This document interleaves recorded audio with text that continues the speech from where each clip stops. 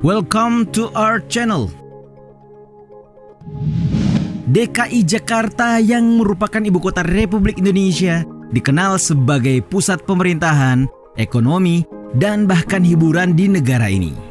Oleh sebab itu, pemimpin atau gubernur di kota ini haruslah merupakan figur yang hebat dan dapat diandalkan. Dari semua gubernur yang telah menjabat, nama Ali Sadikin lah yang dinilai paling sukses. Ia tidak peduli walau harus menerapkan kebijakan kontroversial sekalipun demi kemajuan ibu kota. Seperti apakah sosok Ali Sadikin? Benarkah ia sempat lebih populer dari Soeharto? Berikut sejumlah fakta mengenai Ali Sadikin hanya untuk kalian. Tapi sebelum lanjut, kami ingatkan kembali untuk subscribe channel ini dan aktifkan lonceng notifikasi kamu untuk mendapatkan video edukatif dari Data Fakta.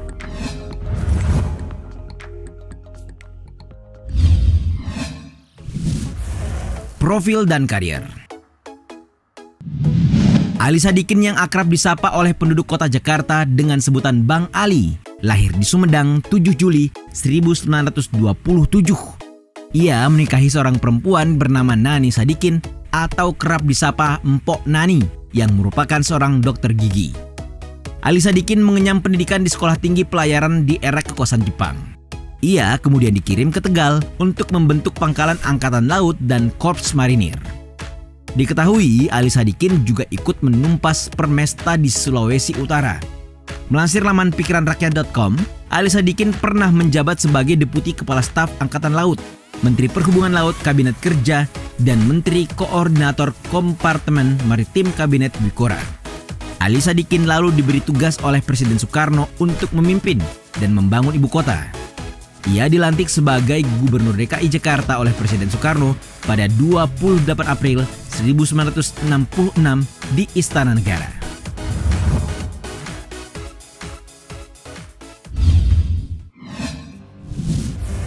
Membangun Jakarta.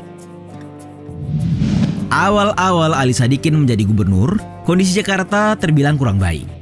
Maka dari itu, Ali Sadikin telah menggariskan satu paket kebijaksanaan yang diarahkan untuk menata kembali peran pemerintahan kota, penyelamatan sarana kota, dan pengembalian kepercayaan masyarakat terhadap pemerintah kotanya. Tidak hanya sampai di situ, sektor ekonomi pun tidak luput dari perhatian. Menurut dia, diperlukan cara-cara untuk meningkatkan pendapatan daerah yang ditempuh dengan sumber-sumber baru sesuai dengan hak-hak otonomi daerah. Karena inilah, kelak akan lahir kebijakan-kebijakan kontroversial dari Ali Sadikin yang berhasil meningkatkan perekonomian ibu kota. Sementara itu, di sektor sosial budaya, ia berhasil meningkatkan kualitas pendidikan dan kesehatan, pembinaan untuk meningkatkan apresiasi kebudayaan dan kesenian, serta pembinaan dan pengembangan kegiatan olahraga.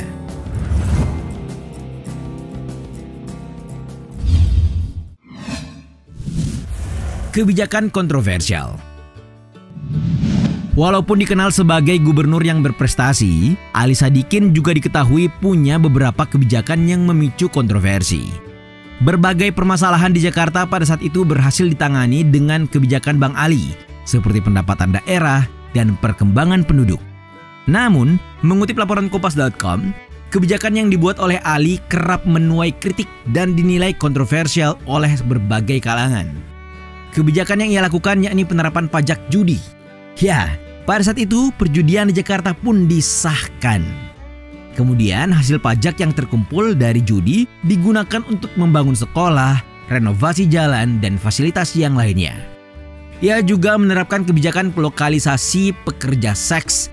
Industri ini pun dipusatkan di kawasan Kramat Tunggak, Jakarta Utara.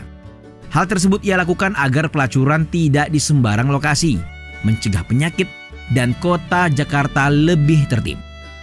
Selain itu, Ali juga merintis program keluarga berencana atau KB.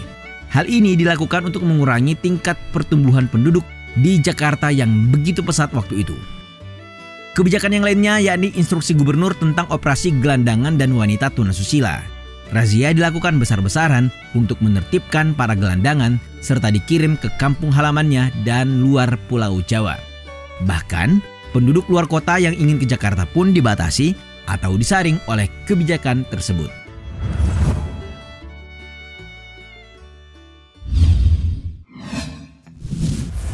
Gubernur yang berprestasi. Pada saat resmi menjabat sebagai Gubernur DKI Jakarta, Ali Sadikin dikenal dengan prestasinya karena banyak menangani berbagai permasalahan dan membuat kota Jakarta berkembang. Seperti yang dilansir dari laman merdeka.com, pada era pemerintahan Bang Ali, Jakarta hanya punya anggaran belanja sebesar 66 juta rupiah, yang kemudian ditingkatkan menjadi 266 juta rupiah. Namun, masih belum juga dapat memenuhi kebutuhan pembangunan infrastruktur dan fasilitas perkotaan. Ia pun melegalkan judi dan melokalisasi tempat prostitusi untuk mendapatkan pajak demi menambah pundi-pundi pendapatan daerah. Ali juga cukup berhasil membuat Jakarta sebagai kota metropolitan meskipun anggaran yang tidak banyak. Pada tahun 1968, Ali membangun Taman Ismail Marzuki sebagai pusat pengembangan kesenian dan kebudayaan untuk menampung setiap kegiatan masyarakat. Ia juga menyediakan lokasi hiburan bagi warga Jakarta seperti Kebun Binatang Ragunan, Taman Impian Jaya Ancol, Monas, hingga pelestarian budaya Betawi di Condet.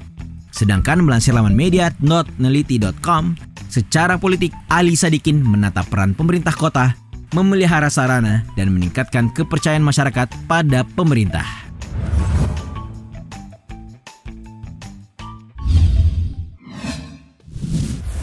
Dianggap musuh oleh Soeharto.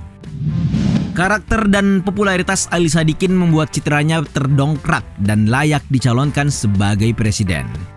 Namun hal tersebut membuat Soeharto menganggapnya sebagai musuh terselubung. Mengutip laporan Historia.id, Susan Blackburn, sejarawan Monash University yang juga penulis buku Jakarta 400 tahun, mengatakan bahwa figur Ali Sadikin kerap dibandingkan dengan Soeharto. Gubernur DKI Jakarta ini berperawakan tampan, tegas, berselera humor, dramatis, dan sering juga disebut sebagai tokoh yang berkarisma. Dibandingkan dengan Soeharto, Ali lebih bersemangat dan menarik serta sangat ramah terhadap rakyat. Sedangkan Soeharto terlihat dingin dan membosankan. Soeharto tentunya jenuh karena selalu dibandingkan dengan Ali yang dianggap berpotensi mengikuti Soeharto menjadi presiden. Walaupun banyak kebijakannya yang sesuai dengan dorongan perkembangan Orde Baru, Ali bukanlah bagian dari lingkaran elite Presiden Soeharto. Oleh karena itu, pengangkatan Cokro Pranolo menggantikan Ali diduga membuktikan kecenderungan Soeharto ke arah otoriter. Cokro diketahui merupakan asisten pribadi Soeharto yang merangkap sekretaris untuk bidang militer. Hal tersebut membuat Cokro adalah orang yang cocok bagi Soeharto untuk jabatan PK seperti Gubernur Jakarta. Pensiun sebagai gubernur, Ali Sadikin gencar mengoreksi pemerintah tentang penyimpangan yang dilakukan pada konstitusi dan demokrasi.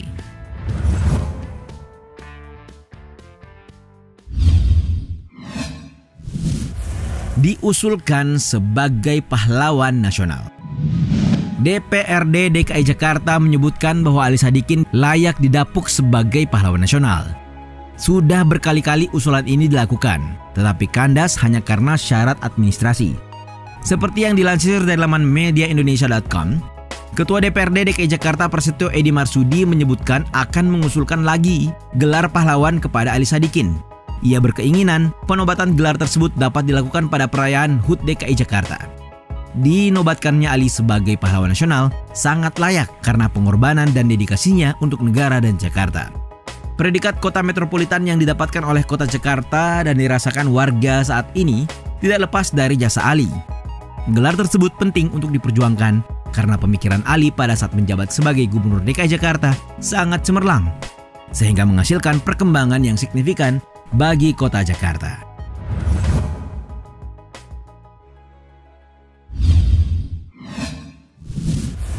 Dibuatkan film.